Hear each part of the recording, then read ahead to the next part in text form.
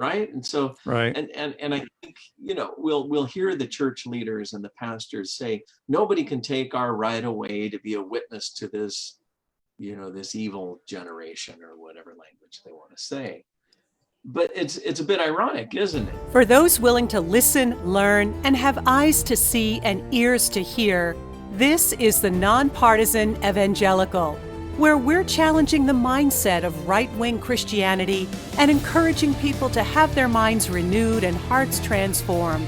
Let's have better conversations about the life modeled in the Bible, so we can truly tell the world God is not mad at you. This is the Non-Partisan Evangelical Podcast at npepodcast.com. Swearengin, Non-Partisan Evangelical with my friend Tim Neufeld. And Tim, I love following your stuff on Facebook and Twitter, and you've got just enough snark in you with mixed with some brilliance. And I loved your take recently I saw about churches opening up during the pandemic and sort of telling Governor Newsom, go to hell, we're going to go to heaven in our church buildings. And so what are your thoughts on churches meeting in the midst of a pandemic?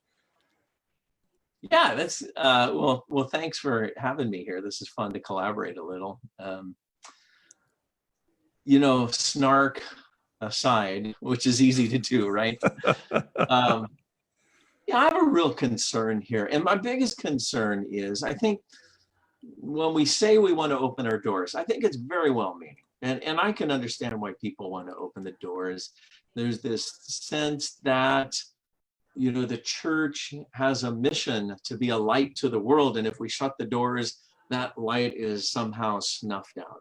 Right. And so, right. And I think, we'll hear the church leaders and the pastors say, nobody can take our right away to be a witness to this, this evil generation, or whatever language they want to say. But it's a bit ironic, isn't it? Because as non-believers look in at that message, they're just pulling their hair out saying, who are these crazy people that are rubbing shoulders, spewing, spittle on each other. And then usually some kind of service turns into almost a political rally with some kind of statement here in California about Governor Newsom being the big, bad, evil dude. So what kind of witness does that end up being is kind of my question. It's a bit ironic. Here we are as a church wanting to keep our witness alive by keeping our doors open. And I think we're actually doing exactly the opposite. People are running away from us. They don't want to be there. I think that's the key. I think we're doing it for ourselves rather than fulfilling the mission to spread the gospel to the world. And you and I have both been on professional staff of churches before. And one of the things I remember as a pastor is we were constantly asking each other, how do I get the Christians out of the church and into culture? And it seems to me like now we have an amazing opportunity where people can't be in the building on Sunday morning. And let's really rethink what this Christian life is all about. And we're fighting to get back into the church building. It seems like we've got some things a little bit out of priority there. Yeah, I agree with that. We're thinking a true missional kind of thinking is not how do we get those non-believers into the pews, but how do we get us out into the world as that light? And I think you're right. It's a forced, it's like it's being pushed out of the nest into the world. And one of the real frustrations I have is the lack of creativity. The Spirit is always creative when it moves, right? You can't tell where it's going to blow. You can't see it when it's coming. And I think the Spirit is in our midst and blowing hard. Like just would have a impulse of creativity right now if we let the Spirit move in that way. And yet we say, no, we've got to do it like we've always done it. And that frustrates me too. I think we're really, what's blasphemy of the Spirit? It's quenching the Spirit, right? And I'm afraid we might exactly be doing that right there. Wow. And isn't that the unpardonable sin? The unpardonable sin seems to be, I mean, there's a lot of question about it, but it's got something to do with blasphemy of the Spirit, shutting down the Spirit and not allowing it to do its work. I keep thinking of those disciples sitting in that room just scared to death. And there's so much fear here that we're so scared. We're just ripe for a fresh tongue of fire, right? Wow, that's cool. It could be such a time of opportunity if we weren't so angry and fighting and feeling like the world is supposed to hate us. We're supposed to be victims of the world and screaming. And instead, if we felt like we could just be empowered and go for it. The first church in Acts chapter 2, it said they had joy together. They met in buildings and they met in homes, and they took care of each other. They sold fields, and the rest of culture looked at them and said, wow, that looks amazing. I want to be part of that. And we've sort of taken on this persona that the world's supposed to hate us, missing that when Jesus said, they hated me, they're going to hate you. He was talking about the religious people, not the sinners. The religious people are going to hate you just like they hated me. And we've now become those religious people.